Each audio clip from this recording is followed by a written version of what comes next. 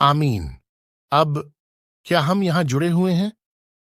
ठीक है, ठीक है। हम पुराने नियम में यीशु की खोज शीर्षक से यह पाठ्यक्रम शुरू करने जा रहे हैं।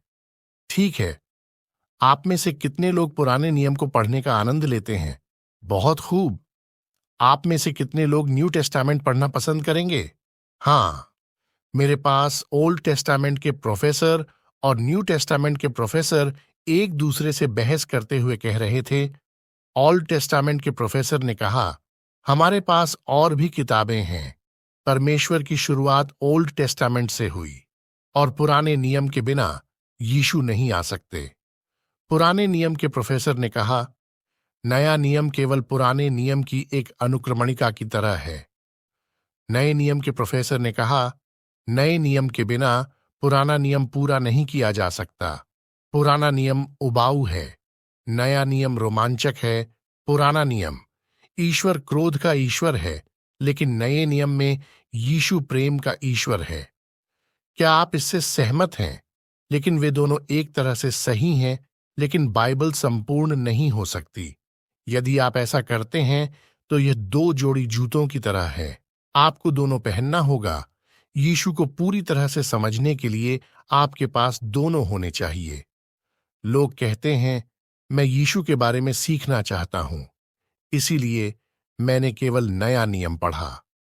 यह यीशु के केवल आधे हिस्से को जानना है, क्योंकि यीशु उत्पत्ति अध्याय 1 पद 1 से लेकर प्रकाशित वाक्य अध्याय 22 तक थे।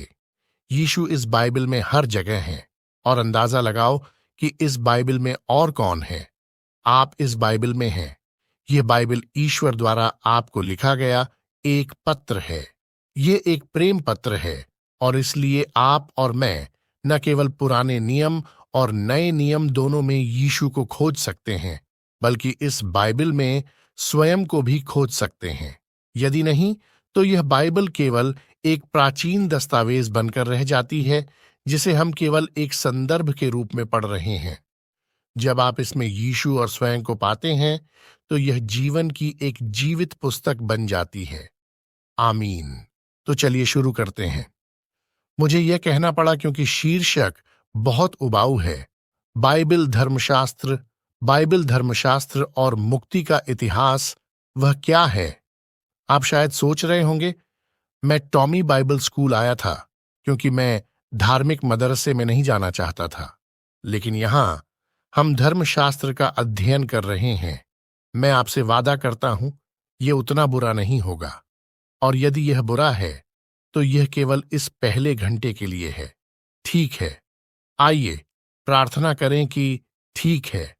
लोग धर्मशास्त्र और मुक्ति का इतिहास कहते हैं। मुझे एक परिचय देना पड़ता है और लोग इसे धर्मशास्त्र कहते हैं।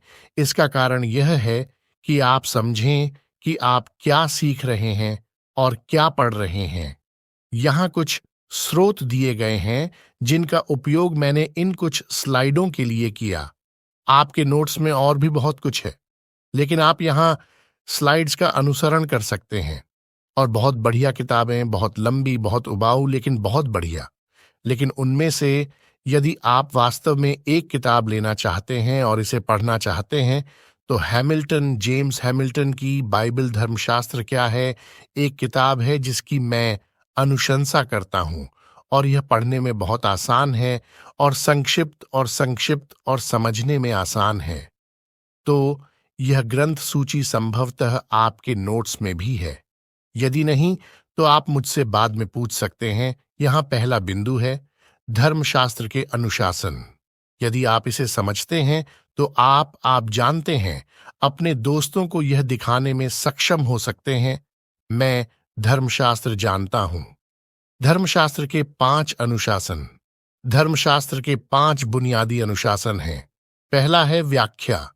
व्याख्या शायद सबसे श्रम साध्य, नीरस, उबाऊ काम है, क्योंकि आप बाइबल में हिब्रू और ग्रीक के हर शब्द और हर वाक्य विन्यास और व्याकरण संरचना से गुजर रहे हैं, और आप इन शब्दों का विश्लेषण कर रहे हैं और यह समझने की कोशिश कर रहे हैं कि इसका क्या मतलब है। दूसरा बाइबल धर्मशास्त्र है, और 3 दिनों के दौरान हम लगभग इसी पर ध्यान केंद्रित करने जा रहे हैं। मैं आपको बाइबल धर्मशास्त्र कैसे करें इसके कुछ उदाहरण दिखाऊंगा। बाइबल धर्मशास्त्र अध्ययन करता है कि कैसे संपूर्ण बाइबल यीशु में आगे बढ़ती है, एकीकृत होती है और चरमोत्कर्ष पर पहुंचती है। तो बाइबल धर्मशास्त्र उत्पत्ति अध्याय 1 लेता है और यह देखने के लिए उस पर निर्माण करता है कि यीशु के आने और उसके मंत्रालय में यह कैसे पूरा होता है। इसलिए यह संपूर्ण बाइबल में ऐतिहासिक संबंधों के साथ ईश्वर के मुक्ति कार्य पर आधारित है। इसलिए बाइबल धर्मशास्त्र में संपूर्ण बाइबल को समग्र रूप से देखें। यह एक जुड़ी हुई कहानी है। धर्मशास्त्र का यह अनुशासन पुराने नियम और नए नियम के बीच एकता को दर्शाता है। वे यीशु मसीह में चरमोत्कर्ष से कैसे संबंधित और एकीकृत होते हैं। फिर तीसरा अनुशासन ऐतिहासिक धर्मशास्त्र है। ऐतिहासिक धर्मशास्त्र अपने अध्ययन को इतिहास और तथ्यों पर आधारित करता है। इसलिए बाइबल की ऐतिहासिकता का अध्ययन करना और बाइबल के विभिन्न पहलुओं और कहानियों के इतिहास का भी अध्ययन करना, इसका सर्वेक्षण करना और मूल्यांकन करना कि बाइबल को कितना महत्वपूर्ण व्याख्याकारों और धर्मशास्त्रियों ने समझा है। यदि इनमें से कुछ शब्द बहुत कठिन हैं और समझ से परे हैं तो उन्हें बीत जाने दीजिए, कोई बात नहीं, ठीक है। चौथा व्यवस्थित धर्मशास्त्र है। व्यवस्थित धर्मशास्त्र संपूर्ण बाइबल के बारे में प्रश्न का उत्तर देता है। संपूर्ण बाइबल किस बारे में है और विभिन्न सिद्धांत जो पिछले विषयों के अभ्यास से बन सकते हैं। तो व्याख्या, बाइबल धर्मशास्त्र, ऐतिहासिक धर्मशास्त्र, आप बाइबल के विभिन्न पहलुओं का अध्ययन करते हैं और आप उन्हें एक साथ रखते हैं और प्रश्न पूछते हैं, तो यीशु कौन है? तो फिर मोक्ष क्या है? तो भगवान के गुण क्या हैं? तो यह साहित्यिक या ऐतिहासिक की तर्ज पर नहीं है, यह बाइबल की संपूर्ण समझ का एक संयोजन है और मूल रूप से एक परिभाषा पर आ रहा है और इसे सिद्धांत कहा जाता है। मोक्ष का सिद्धांत, भगवान का सिद्धांत, क्राइस्ट का सिद्धांत, क्राइस्टोलॉजी इत्यादि। इसलिए चर्च और धर्मशास्त्र में यह बहुत महत्वपूर्ण है। लेकिन मेरे लिए, मैं व्यवस्थित धर्मशास्त्रियों का सम्मान करता हूं क्योंकि आपको सब कुछ समझना होगा, वास्तव में समझना होगा। बाइबल में भगवान क्या कह रहे हैं इसकी व्यापक समझ होनी चाहिए। इसलिए यह दिखाने का प्रयास करता है कि किस प्रकार संपूर्ण बाइबल स्वयं का खंडन करने के बजाय व्यापक रूप से एक साथ फिट बैठती है। अंततः देखें कि बहुत तेजी से क्या हुआ है ना। 5 विषय: व्याख्या, बाइबल धर्मशास्त्र, ऐतिहासिक धर्मशास्त्र, और फिर व्यवस्थित, और फिर व्यावहारिक धर्मशास्त्र। व्यावहारिक धर्मशास्त्र अध्ययन, पवित्र शास्त्र के पाठों को कैसे लागू किया जाए, व्यवस्थित धर्मशास्त्र की समझ को आज के संदर्भ में और व्यक्तिगत जीवन में। कई बार यह इस बारे में होता है कि हम इसे कैसे समझें और इसे अपने अंदर कैसे रखें, और फिर मैं इस पर कार्य करता हूं, मतलब मंत्रालय या मिशन के काम में या अपने व्यक्तिगत जीवन में, मैं इसे अपने जीवन में कैसे लागू करूं। तो दूसरे मुख्य बिंदु के रूप में आइए हम बाइबल धर्मशास्त्र के बारे में थोड़ा और सोचें। बाइबल धर्मशास्त्र एक सामान्य कथानक का अनुसरण करता है और बाइबल की कहानी में महत्वपूर्ण मोड़ों पर ध्यान केंद्रित करता है। तो कहानी में कुछ मुख्य मोड़ उत्पत्ति में सृजन और फिर पतन हैं। तो सृजन उत्पत्ति अध्याय 1 में होता है और फिर यह उत्पत्ति अध्याय 2 में भगवान और मनुष्यों के बीच संबंध पर अधिक ध्यान केंद्रित करता है, और फिर उत्पत्ति अध्याय 3 में हम पतन होते हुए देखते हैं, मानव जाति के पाप का पतन होता है। और फिर उत्पत्ति अध्याय 3 पद 15 परमेश्वर स्त्री के वंश का वादा करता है। यह मसीहा के आने का पहला वादा है, सही? तो पहले मसीहाई अनुबंध या वादा, और वहीं से यह मुक्ति और पुनर्स्थापन कार्य शुरू होता है। ठीक है, और फिर प्रकाशित वाक्य में पूर्णता, तो यह बाइबल का सामान्य कथानक है जिससे हम काफी परिचित हैं। सही, यह बाइबल के लौकिक और विहित मामलों से संबंधित है। तो यह कब हुआ, क्या पहली बार हुआ, और परिणाम स्वरूप क्या हुआ, और क्या वादा किया गया है, वह कब आएगा इत्यादि। मैं आपसे वादा करता हूं, मैं इस सवाल का जवाब नहीं दूंगा, वह कब आएंगे। तो बाइबल के अस्थायी और विहित मामले, जबकि व्यवस्थित या हठधर्मी धर्मशास्त्र अस्थायी मामलों से संबंधित है। इसलिए उदाहरण के लिए व्यवस्थित धर्मशास्त्र ऐसे प्रश्न पूछता है, परमेश्वर के गुण क्या हैं? यह प्रश्न समय से बंधा हुआ नहीं है, आवश्यक भी नहीं है। मोक्ष क्या है? यह एक परिभाषा या सामान्य समझ से अधिक है। पाप क्या है?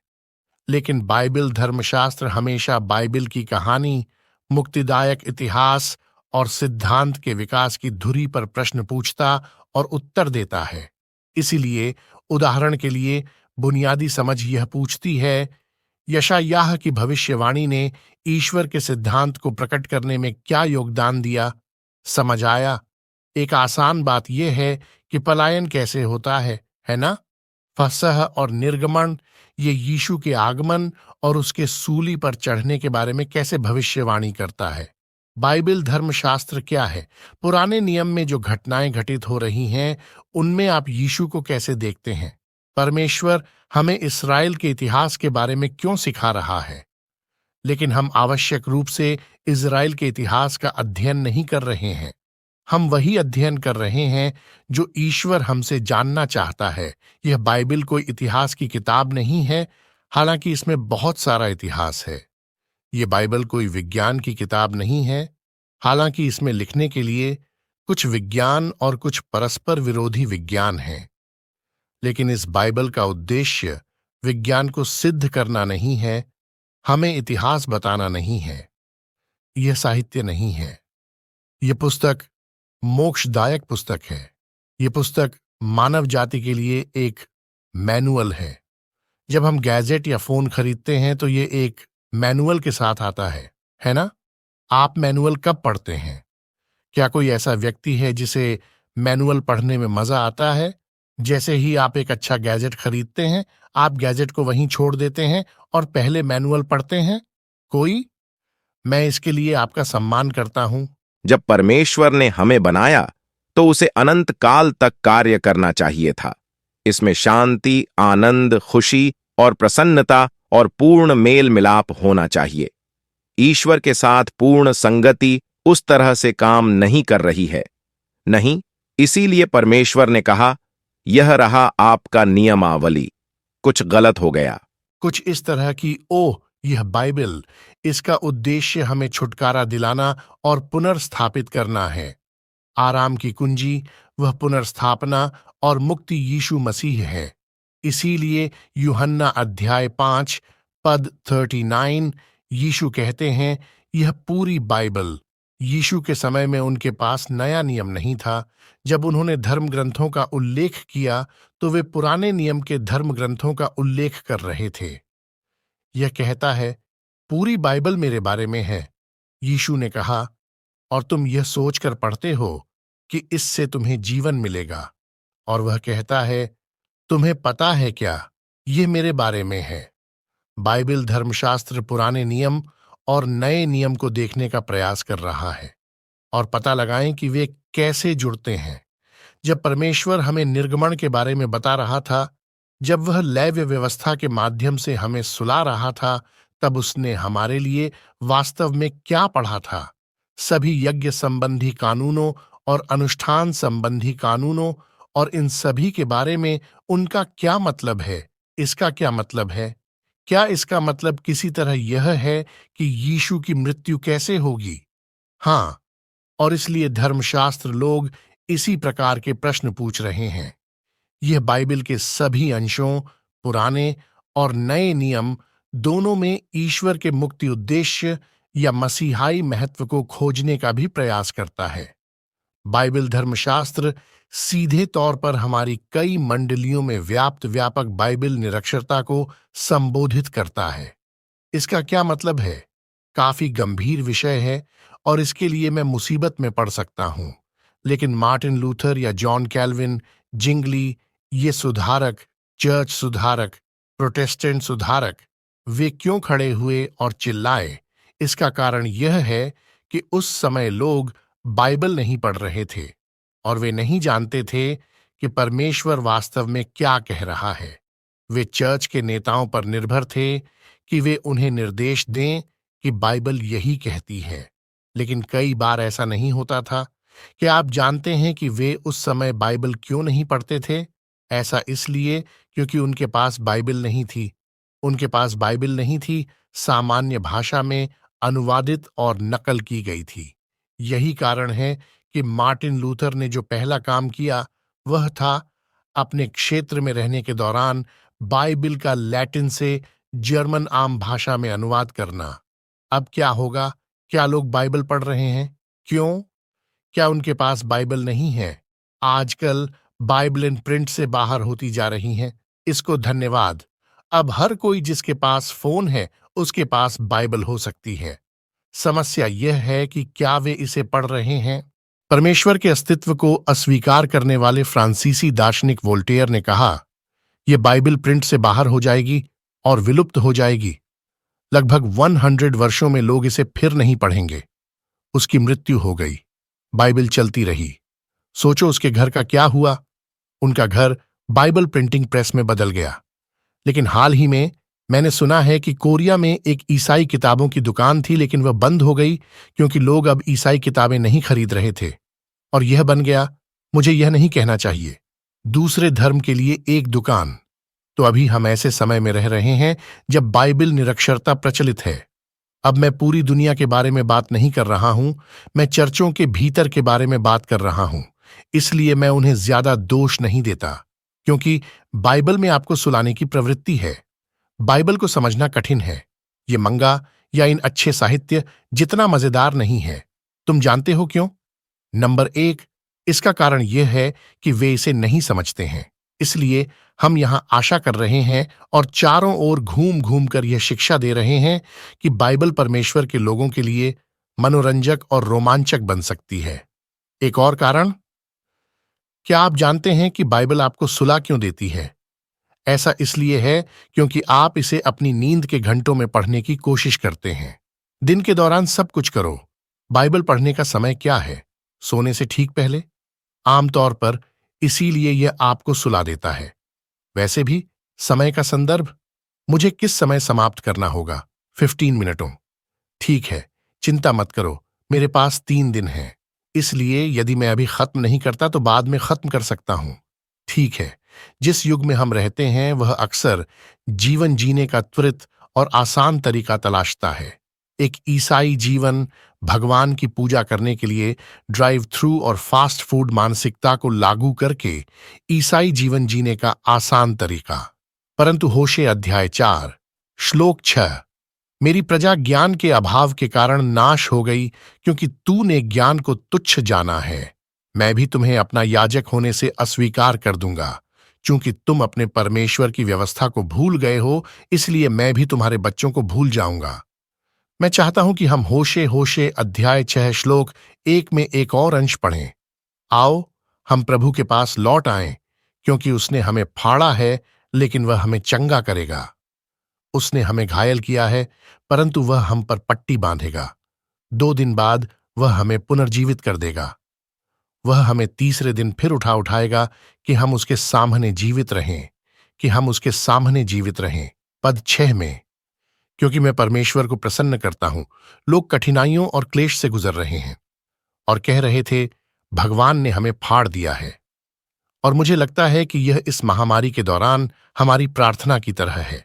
उसने हमें फाड़ा है परंतु वह हमें चंगा करेगा। आमीन। उसने हमें घायल किया है परंतु वह हम पर पट्टी बांधेगा। श्लोक 6, यह प्रभु का उत्तर है, क्योंकि मैं त्याग से अधिक वफादारी से प्रसन्न होता हूं और होमबलि से अधिक परमेश्वर के ज्ञान में। वह कह रहे हैं कि तुम लोग बलिदान देते रहो, लेकिन यह आवश्यकता और अनिवार्यता द्वारा औपचारिकता है। परंतु मैं तुम्हारे हृदय चाहता हूं और मैं चाहता हूं कि तुम मुझे जान लो। और हम आशा करते हैं कि हम अपने समय में अपने चर्चों में इसे बढ़ावा देने का प्रयास करेंगे। तो बाइबल धर्मशास्त्र की मूलभूत समझ क्या है? बाइबल संबंधी धर्मशास्त्र बाइबल के बारे में कुछ मूलभूत समझ दो महत्वपूर्ण चीजों के आधार पर किया जा सकता है। लेखक की ईश्वरीय रचनाओं, दूसरा तीमुथियुस अध्याय 3 पद 16 और 17 हमें बताएं कि पूरा धर्म ग्रंथ, पूरी बाइबल ईश्वर से प्रेरित है, जिसका अर्थ है कि ईश्वर द्वारा सांस लिया गया है। यह अचूक और अचूक है। यह परमेश्वर का वचन है। आमीन। यदि आप इससे सहमत नहीं हैं, और एक बात जिससे दो डीन और मैं सहमत हैं, वह यह है कि बाइबल पूरी तरह से 100% ईश्वर का शब्द है, त्रुटिहीन और अचूक है। यह हमें मोक्ष की ओर ले जाता है। यह हमें स्वर्ग के राज्य की ओर ले जाता है। और इसलिए बाइबल धर्मशास्त्र हमें विश्वास करना होगा कि यह परमेश्वर का वचन है। और दूसरी बात, बाइबल की प्रामाणिकता, यानी बाइबल में 66 पुस्तकें हैं। पुराने नियम में 39 पुस्तकें, नए नियम में 27 पुस्तकें। तुम्हें यह पता है ना? क्या आप जानते हैं कि अपने रविवारीय स्कूलों बच्चों के लिए इसे कैसे याद रखें? 2 गुणा 7 है 39। सही है? 2x7 + 39। वैसे भी गलत, सही। ठीक है। ये क्या है? 3 गुणा 9 = 27। धन्यवाद। पुराने नियम में 39 पुस्तकें, नए नियम में 27 पुस्तकें। मैंने सोचा कि यदि आप सुन रहे हैं तो आप बस अपना परीक्षण करेंगे। 3 9 27 के बराबर हैं। ठीक है। संपूर्ण बाइबल की 66 पुस्तकें विभिन्न लेखकों द्वारा लिखी गई हैं। वे एक दूसरे से नहीं मिले, सही, लेकिन किसी तरह वे एक दूसरे से बात करते हैं या एक दूसरे से जुड़ते हैं। उत्पत्ति का उत्तर प्रकाशित वाक्य में दिया गया है। मूसा द्वारा लिखित उत्पत्ति, जॉन पैगंबर द्वारा लिखित रहस्य उद्घाटन, प्रेरित जॉन। ठीक है, वे कभी नहीं मिले, लेकिन यह एक ही लेखक ईश्वर है जिसने विभिन्न लेखकों के माध्यम से 66 पुस्तकें लिखीं, और इसीलिए यह एक किताब है।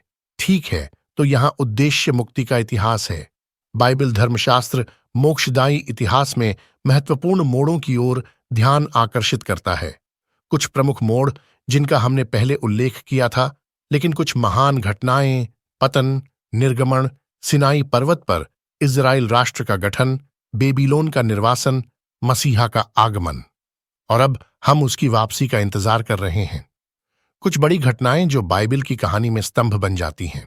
हम बाइबल की कई किताबों को गहराई से नहीं समझ सकते जब तक कि हम मुक्ति के इतिहास के सामान्य कथानक और रूपरेखा को नहीं जानते, जहां वे महत्वपूर्ण मोड़ के संदर्भ में फिट बैठते हैं। ये निर्णायक बिंदु व्यवस्थित धर्मशास्त्र या सिद्धांत की अमूर्त श्रेणियां नहीं हैं, बल्कि परमेश्वर ने हमें कई अलग अलग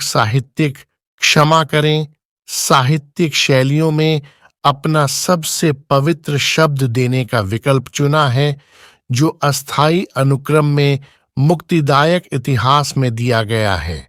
और वह अस्थायी अनुक्रम हमें वादे और पूर्ति को देखने और आशा रखने की अनुमति देता है। मुक्ति का कार्य पुराने नियम में ईश्वर के कार्य, नए नियम में यीशु मसीह के कार्यों और जीवन से मेल खाते हैं। ठीक है, अंत में बाइबल धर्मशास्त्र बाइबल के कथानक और पूरी कहानी को उसके मुक्ति के ऐतिहासिक इतिहास पर आधारित करता है। तो मुक्ति का इतिहास क्या है?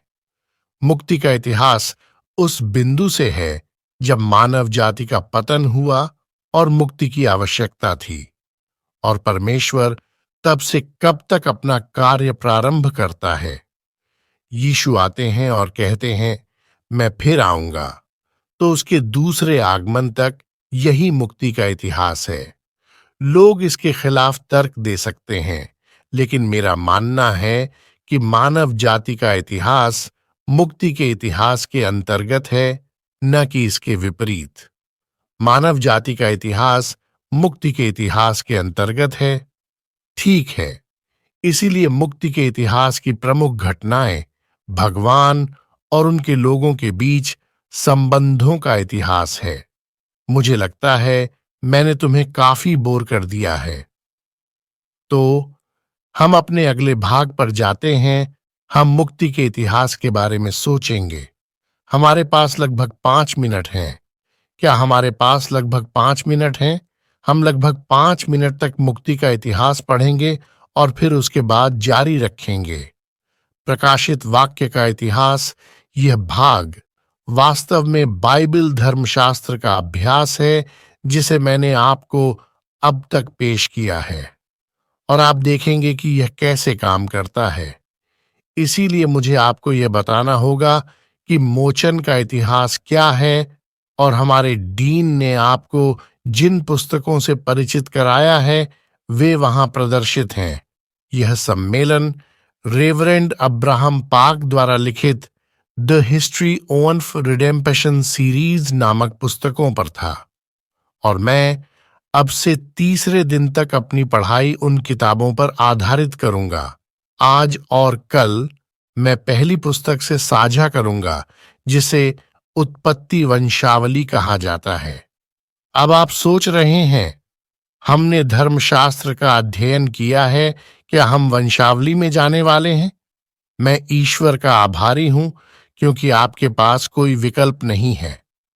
तुम्हें यहीं रहना होगा। यदि आप श्रेय चाहते हैं तो आपको यहीं रहना होगा। तो मैं आपसे 5 मिनट में मिलूंगा। क्या ये 5 मिनट है? 10 मिनट का ब्रेक